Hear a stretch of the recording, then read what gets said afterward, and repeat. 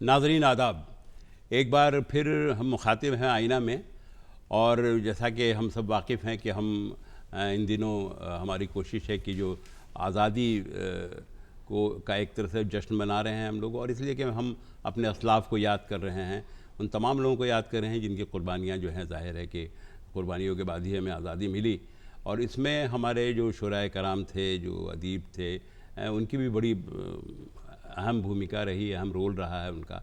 اور ایسے لوگوں میں بے پناہ لوگ ہیں جن پر دوردرشن پہلے بھی کام کرتا رہا ہے، اور ان میں ایک بہت ہی اہم ترین نام بہادر شاہ ظفر کا ہے.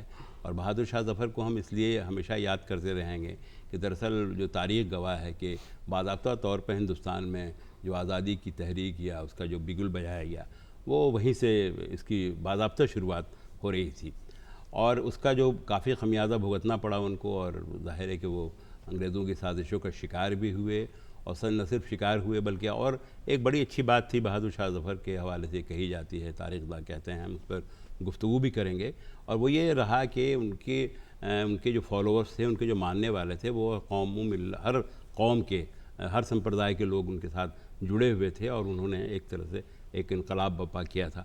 ظاہر ہے کہ جو کچھ ہوا، جو تاریخ گواہ ہے، جو ایک تراژدی رہی، جو ایک ٹریجڈی رہی، وہ ٹریجڈی ایک طرح سے بعد میں تحریک بنی ہمارے لیے.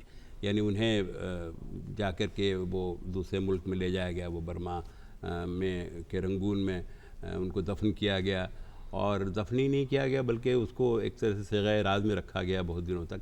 لیکن ظاہر ہے کہ پھر تو یہ بات شائع عام ہو گئی، اور اس کے بعد وہ تاریخ کا حصہ بن گئے. اور یہ وہ شاعر تھا جس نے نہ صرف یہ ہے کہ کوئی انقلابی شاعری کی ہوگی، بلکہ ساتھ ساتھ ان کے ہاں جو پوری ہماری جو کلاسیکی روایت ہے وہ بہادر شاہ ظفر کے ہاں ملتی ہے. اور خاص کر ان کے بہت سارے اشعار بہت مشہور ہوئے، لیکن وہ شعر جس سے ایسا لگتا ہے کہ جیسے اس شعر کے بغیر شاید بہادر شاہ ظفر کو گفتگو ممکن نہیں ہو سکتی ہے. اور وہ شعر ان کا یہ تھا کہ کتنا ہے بد نصیب ظفر دفن کے لیے، 2 گز زمین بھی نہ ملی کوئے یار میں.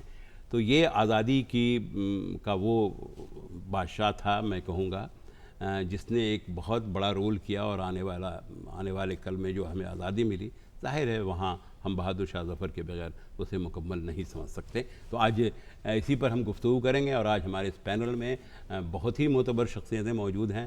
ایک وہ شخصیت ہے جناب ڈاکٹر امتیاز احمد صاحب، بڑے تاریخ داں بھی ہیں، خداوخش اورینٹل پبلک لائبریری کے ڈائریکٹر بھی رہے، اور درس و تدریس سے ان کا والہانہ رشتہ ہے.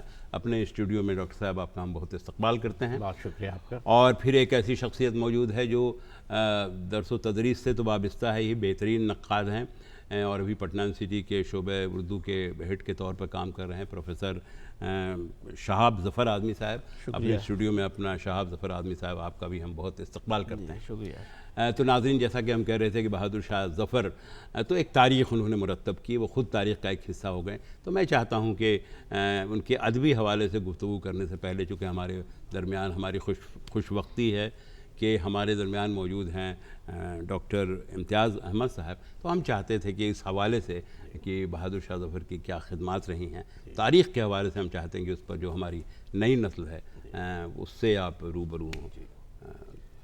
جی دیکھیے، تاریخ کے اعتبار سے آپ دیکھیں گے تو بہادر شاہ ظفر کی شخصیت کے کئی اہم پہلو ہیں. جی. پہلی بات تو یہ کہ 1857 میں جب انگریزوں کے خلاف ایک منظم جد و جہد ہوئی، اس کو لوگ عام طور پر غدر کہہ کر خارج کر دیتے ہیں، جی. لیکن وہ غدر نہیں تھا، محض فوجیوں کی بغاوت نہیں تھی، وہ ایک بڑی سمجھیے کہ منظم کوشش تھی انگریزوں کے خلاف ہندوستان کو آزاد کرانے کی. جی. اور اس کوشش کی شروعات تو میرٹھ میں ہوئی. جی. لیکن میرٹھ سے جب ہندوستانی سپاہی دہلی پہنچے اور انہوں نے بہادر شاہ ظفر کو اپنا بادشاہ تسلیم کیا، جی. تو شروع میں بہادر شاہ ظفر کو تھوڑا سا تذبذب تھا، وسائل نہیں تھے، کوئی ایسی بات نہیں تھی.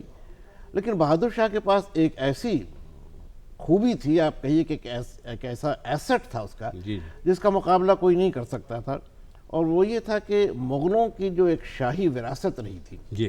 وہ اس کا نہ صرف یہ کہ وارث تھا بلکہ اس کا اس وقت نمائندہ بھی تھا.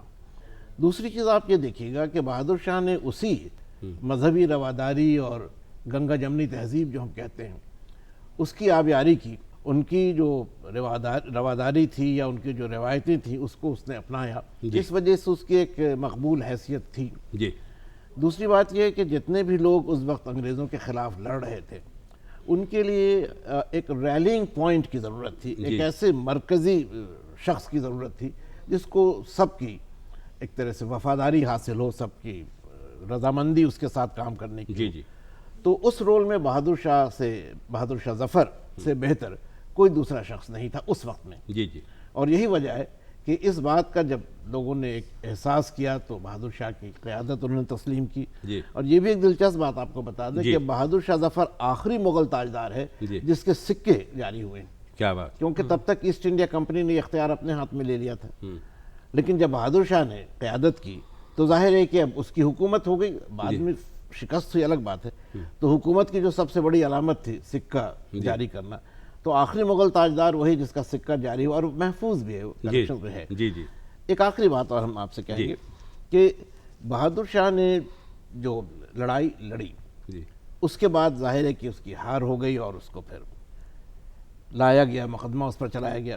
اب یہ کتنی بڑی ستم ظریفی ہے کہ لال قلعہ میں جہاں وہ دربار کیا کرتا تھا ایک ملزم کی حیثیت سے وہ کھڑا ہے، اور جو باہر سے آنے والے لوگ ہیں وہ اس پر حکومت کر رہے ہیں اور اس پر مقدمہ چلا رہے ہیں کس الزام میں کہ اس نے بغاوت کی ہے۔ جو حکمراں ہے، جو لیگل رول جس کو ایسٹ انڈیا کمپنی بھی تسلیم کر رہی ہے، اس کو اب کہا جا رہا ہے کہ تم نے حکومت وقت کے خلاف بغاوت کی، سزا دی گئی، رنگون بھیج دیا گیا۔ اور ایک چیز جو ہوئی، ویسے بھی مغلیہ سلطنت کا اس وقت کوئی بہت اہم مقام نہیں تھا، لیکن ایک چیز جو ہوئی جس کی وجہ سے بہادر شاہ کو ہندوستان سے ہی ہٹا دیا گیا، وہ یہ کہ جب تک بہادر شاہ یا مغلیہ سلطنت کا کوئی بھی فرد تھا وہ علامت باقی تھی، تو بعد میں بھی اگر کوئی ہنگامہ ہوتا، کوئی شورش ہوتی، کوئی جنگ ہوتی تو وہ ایک ریلنگ پوائنٹ بن سکتا تھا۔ تو انگریزوں نے اس کو ختم کر دیا، اور اس کے بعد آپ جانتے ہیں کہ ہندوستان میں ایک انتشار کی کیفیت رہی، آپس میں لوگوں کو لڑایا گیا، ایک حکومت کی پالیسی ہو گئی ڈیوائڈ اینڈ رول کی۔ تو جب تک بہادر شاہ کی شخصیت ہے، وہ فیز جو ہماری ہسٹری کا بڑا افسوسناک فیز ہے، وہ ممکن نہیں ہو سکا۔ وہ ایک ایسا فگر ہے جو رواداری سے، سب لوگوں کی وفاداری سے ہندوستان کو سیاسی طور پر تو ایک نہیں کر سکا، لیکن ثقافتی طور پر آپ کہہ سکتے ہیں کہ جذباتی طور پر بھی اس نے ہندوستان کو متحد رکھا۔ کیا بہت بڑی خوبصورت بات کہی، اور میں یہ تاریخ دان سے میں بات کر رہا تھا، صرف کسی ادبی شخصیت کی گفتگو نہیں ہے، اور ظاہر ہے کہ دلال اور حقائق کے ساتھ یہ ساری باتیں ہوئیں کہ، اور اسی لیے بہادر شاہ ظفر کی جو ایک شناخت ہے وہ اس لیے بھی ہے کہ انہوں نے پورے ہندوستان کو، بلکہ جو پورے ہندوستانی تھے اس زمانے کے، چاہے وہ ہندو ہوں، مسلم ہوں، سکھ ہوں، ان تمام لوگ ان کے حمایتی تھے، اور یہی ایک خوف تھا اس وقت کی جو حکومت تھی یا وہ لوگ جو جن سے جنگ ان کی چل رہی تھی، جو آزادی کی جنگ لڑ رہے تھے، انہیں یہ خوف تھا۔ لیکن بہادر شاہ ظفر کا جو اپنا جو رول رہا، جو ان کی جو تاریخ میں ان کی جو حیثیت آج بھی ہے، آج ہم یہاں گفتگو کر رہے ہیں، تو ہم چاہتے ہیں کہ جو اردو کا جو ایک پورا کا پورا سینیریو ہے، پورا کا پورا اردو کا آئینہ ہے، چونکہ یہاں بھی بہادر شاہ ظفر کی ایک ایسی حیثیت ہے کہ ان کے بغیر شاید اردو ادب کی یا اردو شعر و ادب کی تاریخ بھی مکمل نہیں ہو سکتی۔ میں چاہتا ہوں شہاب ظفر آدمی صاحب، آپ کی گہری نگاہ ہے کہ اردو کے آئینے میں آپ کس طور پر بہادر شاہ ظفر کو دیکھتے ہیں؟ دیکھیے، بہادر شاہ ظفر کی شخصیت متنوع جہات کے حامل ہے، اور تاریخ دانوں نے لکھا ہے کہ وہ بہت اچھے خطاط تھے، بہت اچھے صوفی تھے بڑے، اور بادشاہ تو خیر تسلیم کیے گئے تھے اس زمانے میں، لیکن ساتھ ساتھ بہت اچھے شاعر بھی تھے، ان کی اپنی شاعرانہ خصوصیات ہیں۔ تو بہادر شاہ ظفر کی شاعری میں اگر آپ بغور دیکھیں گے تو ان کی شاعری محبت اور زندگی کی شاعری ہے۔ بے شک وہ جو عہد تھا بہادر شاہ ظفر کا، اس میں بڑے شعراء کرام تھے، غالب، مومن، ذوق، ظفر یہ خود تھے۔ یہ خاص عہد تھا جو ان لوگوں سے پہچانا جاتا تھا۔ بے شک ان بڑے شعراء کرام میں، غالب اور ذوق جیسے، مومن جیسے شاعروں میں انفرادیت قائم کرنا اپنے آپ میں کمال کی حیثیت رکھتا ہے۔ بہادر شاہ ظفر نے ان سب کی موجودگی میں اپنی شناخت بنائی، کیا بات، اپنی پہچان بنائی۔ اور اس لیے پہچان بنائی کہ بہادر شاہ ظفر کی شاعری ان کی زندگی کی شاعری ہے. ان کی زندگی میں جو کرب ہیں، جو درد ہیں، جو غم ہیں، تو اس میں مایوسی بھی ہے، قنوطیت ہے، افسردگی ہے، لیکن ساتھ ساتھ اپنے عہد کا آئینہ بھی ہے ان کی شاعری. کہ ان کا عہد سیاسی طور پر، سماجی طور پر جن انقلابات سے گزر رہا تھا، وہ انقلابات، وہ تغیر، وہ احتجاج، وہ بغاوت، وہ ساری چیزیں ان کی شاعری میں بھی ملتی ہیں. دوسری طرف چونکہ وہ صوفی شاعر تھے، صوفی شخصیت کے مالک تھے، تو ان کے ہاں تصوف کا بھی ایک بڑا عنصر ملتا ہے شاعری میں. جی. انہوں نے جس ذہن و فکر کی نشوونما کی تھی، جس طرح انہوں نے پیدائش سے لے کر آخری عمر تک جیسے ان کا ارتقا ہوا تھا شخصیت کا، وہ پوری شخصیت ان کے شاعری میں دکھائی دیتی ہے. کیا بات. جیسے ذکر کیا سر نے ابھی مذہبی رواداری کا، کثرت میں وحدت کا، ہندوستانی تہذیب کے فروغ کا. یہ ظاہر ہے کہ انہیں وراثت میں ملی تھی، ان کے جد امجد اکبر سے یہ وراثت میں چلی آ رہی تھی. جی جی. اور ان کا خاندان بھی اسی طرح تھا. ان کے والد اکبر شاہ ثانی، ان کی والدہ لال بائی خود شہزادی تھیں ایک راجپوت گھرانے کی. تو وراثت میں جو یہ چیزیں ملی تھیں وہ ان کی فکر کے ذریعے آگے بڑھی. اس لیے ان کی شاعری میں بھی آپ دیکھیں گے کثرت میں وحدت، انسانیت، امن اور محبت اور رواداری کی زیادہ سے زیادہ باتیں ملتی ہیں. جی. تو بحیثیت شاعر اگر موضوعات کے آئینے میں دیکھیں جی. تو ظفر کے ہاں وہ سب کچھ ہے جو ایک اچھے شاعر کے ہاں ملنا چاہیے. سیاست بھی ہے، سماج بھی ہے، دل غم بھی ہے، خوشی بھی ہے، وہ سب کچھ ہے. لیکن یہ سب تو سبھی شعراء کے ہاں مل سکتے ہیں. انفرادیت کیا ہے؟ یہ انفرادیت یہ ہے کہ وہ عہد دو قسم کے شاعروں کا تھا. بہادر شاہ ظفر کے اساتذہ میں ایک طرف نصیر تھے، میر کاظم تھے، دوسری طرف ذوق اور غالب بھی تھے. جی. تو دو طرح کے شعراء کرام تھے. ایک ایسے شعراء تھے ان کی تربیت کرنے والے جن کی شاعری میں خارجیت کو فوقیت حاصل تھی، جی. جن کے ہاں تصنع بھی تھا، جن کے ہاں سند گری بھی تھی، جن کے ہاں محاورات کی تھی، ترکیبوں اور بندشوں پہ زور تھا. دوسری طرف ایسے شعراء بھی تھے جو فکر کی گہرائی، داخلیت اور خیال کو فوقیت دیتے تھے. کیا بات. جو آپ لکھنؤ اور دہلی کے شاعری کے امتیازات کے طور پر آپ جانتے ہیں. ان دونوں کے امتزاج سے ظفر نے اپنی ایک انفرادیت قائم کی. ظفر کے ہاں وہ خارجیت، تصنع اور سند گری بھی ہے جو امتیاز تھی ناسخ جیسے شعراء کی. بالکل بالکل. دوسری طرف غالب کے ہاں جو فکر ہے، مومن کے ہاں جو خیال ہے اور ذوق کے ہاں جو افکار کا تنوع ہے، وہ بھی ان کے ہاں ہے. اس طرح سے مومن، غالب اور اس دور کے جتنے شعراء ہیں ان سے الگ شاعر کے طور پر ظفر نے اپنی پہچان بنائی. اور خارجیت اور داخلیت، تصنع اور فطری انداز، ان دونوں بے ساختگی کے ساتھ انہوں نے ایک اپنی پہچان بنائی اور وہ ان کی شاعری میں نظر آتا ہے. جیسے ایک شعر انہوں نے بڑے اخلاقی شعر میں سنانا چاہتا ہوں جو بہت مشہور ہے. ظفر آدمی اس کو نہ جانیے وہ کیسا ہی صاحب فہم و ذکا. ظفر آدمی اس کو نہ جانیے گا ہو وہ کیسا ہی صاحب فہم و ذکا، جسے عیش میں یاد خدا نہ رہی، جسے تیش میں خوف خدا نہ رہا. بالکل خوبصورت فکر ہے جو آپ کو محبت کی تلقین بھی کر رہا ہے. یہ شعر آپ کے تصوف کے جو نکات ہیں وہ بڑی خوبصورتی سے ایک شعر میں آپ کے پاس پیش کر رہا ہے. بالکل بالکل. تو اس طرح کے افکار، اس طرح کی شاعری بہادر شاہ ظفر نے کی. اس کے علاوہ جو عہد کی مایوسی تھی وہ بھی ان کی شاعری میں نظر آتی ہے. جیسے برسوں گزرے کہ ہوئی خاک ہماری برباد. کیا بات. برسوں گزرے کہ ہوئی خاک ہماری برباد، اب تو اس کوچے میں اے باد سحر خاک نہیں. کیا بات. ان کی پوری زندگی کا آئینہ ہے یہ شعر. اسی طرح سے خواب تھی جو زندگی جاہو حشم میں کٹ گئی.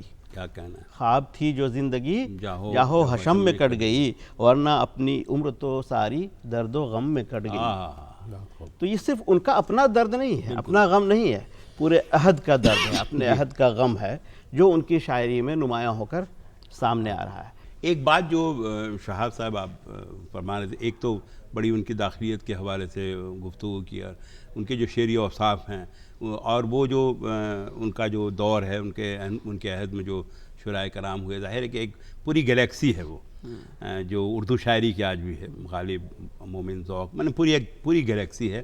اس میں بہادر شاہ ظفر ایک شاعر کے طور پر ظاہر ہے کہ ان کی شناخت بہت زندہ و تابندہ شناخت ہے. تو ہم صرف یہ جاننا چاہتے ہیں کہ یہ جو ان کے ہاں جو ایک پورا کا پورا شعری آہنگ ہے، آپ محسوس کریں گے جیسا آپ نے کہا کہ اس میں داخلیت کا جو پہلو ہے، جو داخلی پہلو ہے ہم کو لگتا ہے کہ وہ زیادہ کچھ نمایاں ہے. تو اس کے اثرات کس طور پہ غالب ہوئے ان کے ہاں؟ ہاں یہ ہے کہ دیکھیے پہلی بات تو یہ ہے کہ ظفر ایک بڑے شاعر ہیں. اگرچہ ان کی شاعری پہ بعض لوگوں نے شبہ کیا اور یہ شک کیا کہ ذوق لکھتے تھے، لیکن کوئی شاعر جو 4 دیوان کا مالک ہو، ذوق بہادر شاہ ظفر کے 4 دیوان ہیں، تو 4 دیوان دوسروں سے مستعار لے کر مرتب نہیں کیے جا سکتے. ظفر خود بڑے شاعر تھے، سب سے پہلی بات تو یہ. اور جو بڑا شاعر ہوتا ہے اس کی اپنی انفرادیت قائم ہوتی ہے، بالکل، اور وہ انفرادیت خارجیت اور داخلیت دونوں سے مل کر قائم ہوئی ظفر کے ہاں. کیا کہنا. لیکن آپ نے صحیح کہا کہ داخلی جذبات زیادہ ہیں، کیونکہ ظفر جس عہد میں جی رہے تھے، جن مسائل سے دوچار تھے، وہ عہد اور مسائل ان کو خارج سے زیادہ داخل کے متاثر کر رہے تھے، ان کا اندرون سے متاثر کر رہے تھے.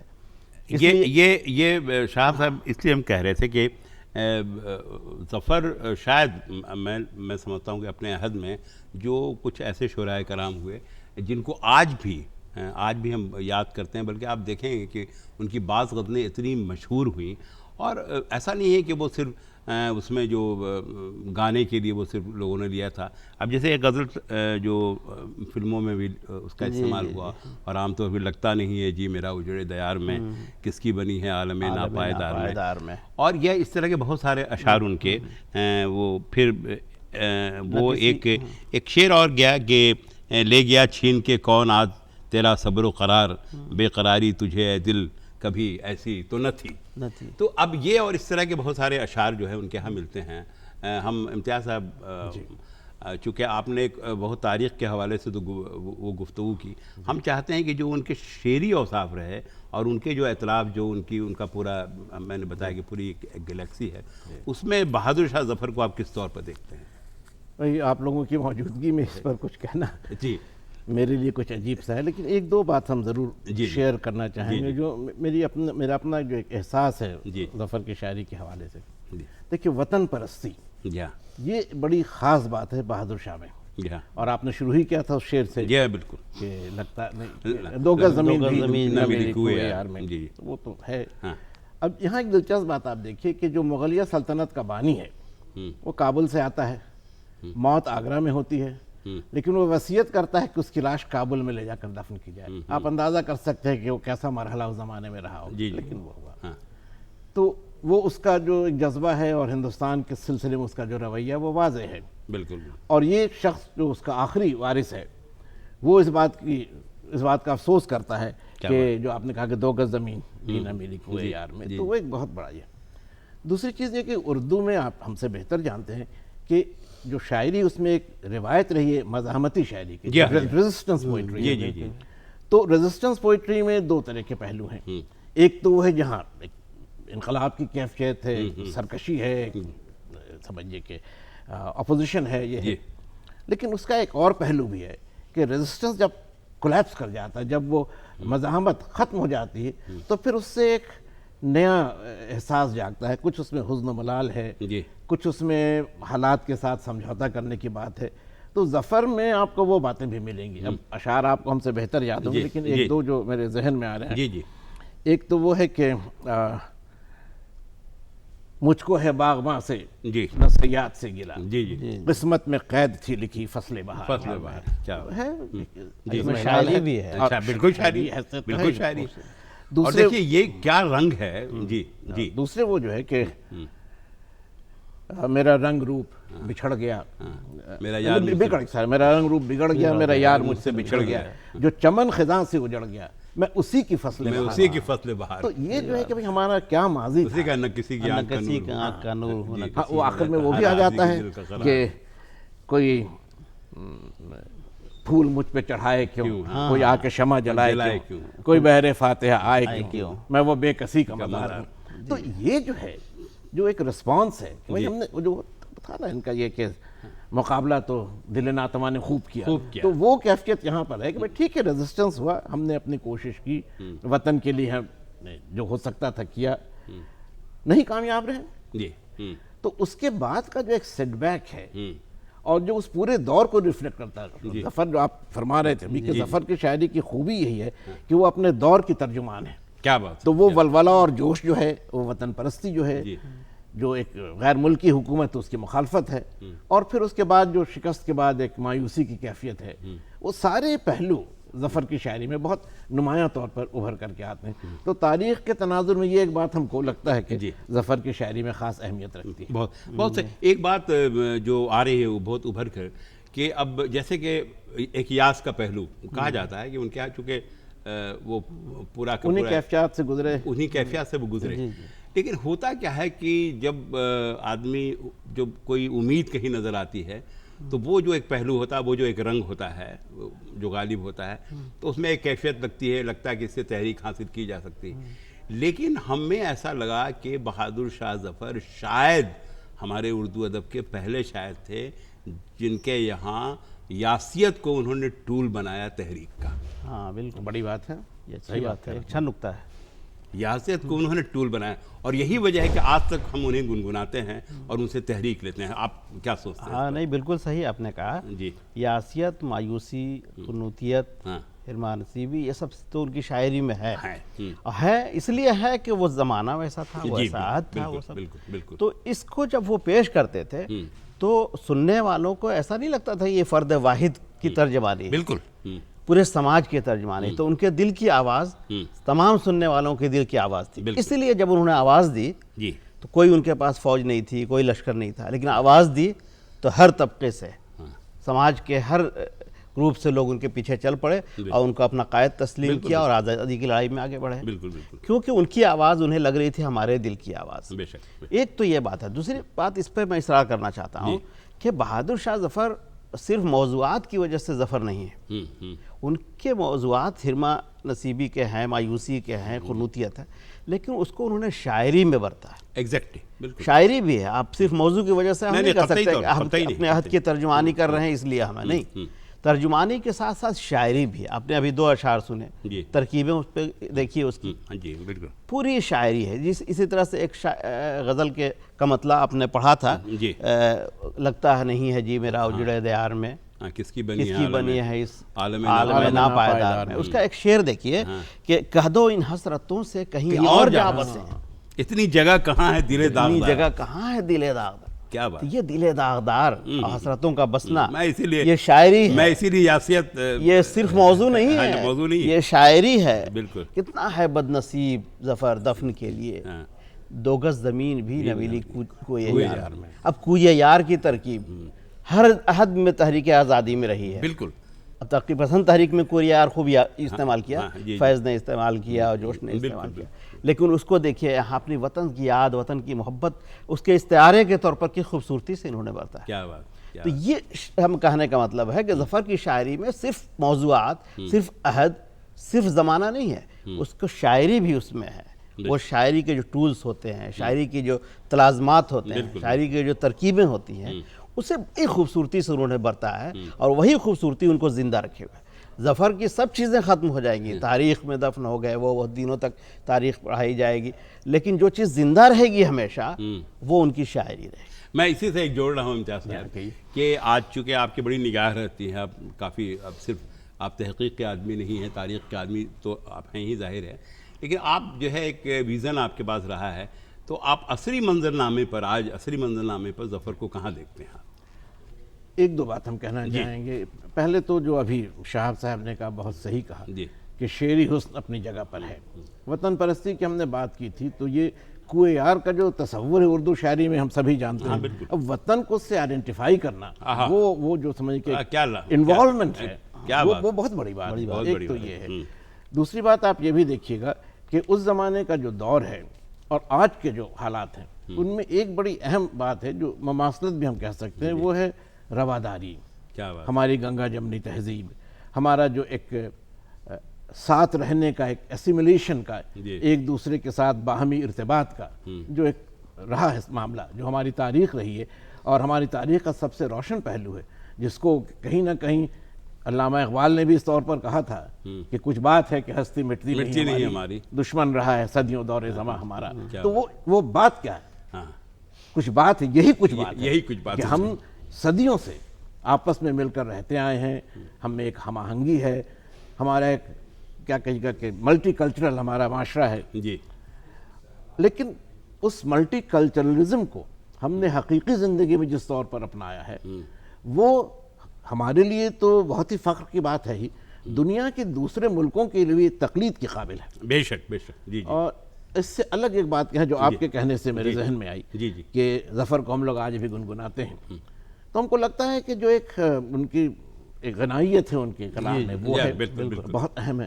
اور دوسرے کہ جس کو ہم کہتے ہیں کہ جو پوئٹک فلو ہے، یعنی شاعری کا جو بہاؤ ہے، جو اس طرح کے مطلب سمجھیے کہ ایک مصرے میں آپ نے 2 ٹکڑے کر دیے، پھر اس کے بعد اگلے شعر کے مصرے میں آپ نے ان تینوں ٹکڑوں کا قافیہ ملاتے ہوئے آخر کے بعد، تو یہ جو مطلب صلاحیت ہے بڑی زبردست صلاحیت ہے جو ہم لوگ انگریزی میں کبھی کہتے ہیں ٹو پلے وتھ ورڈز، الفاظ ساتھ کھیلنے کی جو بات ہے، اور کس کو کہاں ہر لفظ جو ہے وہ نگینے کی طرح جڑا ہوا ہے اور پوری کلاسیکیت کے ساتھ. بالکل. تو وہ جو غنائیت ہے اور وہ جو ایک بہاؤ ہے جو آپ کو لیے چلا جاتا ہے، وہ بہت بڑی خوبی ہم کو لگتی ہے. اور وہ بھی ایک وجہ جو آپ نے فرما رہے تھے کہ ظفر ایک شاعر کی حیثیت سے ہمیشہ زندہ رہے، یہ ہے اس میں.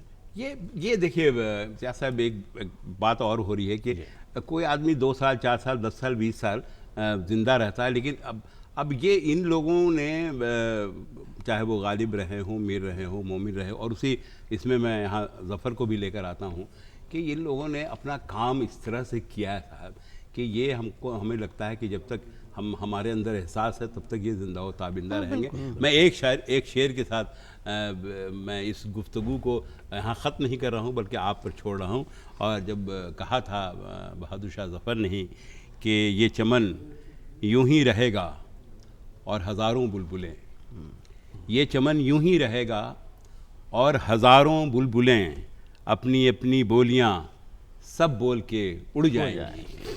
آپ کا بہت بہت شکریہ کہ آپ نے بے حد خوبصورت مذاکرے میں حصہ لیا، اور ہم جناب امتیاز احمد صاحب اور شاہ ظفر آدمی صاحب کے بہت شکر گزار ہیں کہ آپ نے بہت ہی خوبصورت گفتگو کی. آپ کا بہت بہت شکریہ. بہت بہت شکریہ. میری جانب سے بھی آپ کا شکریہ کہ آپ نے اچھے انداز میں باتوں کو سمیٹ لیا. بہت شکریہ. ایک ربط بنائے رکھا. شکریہ.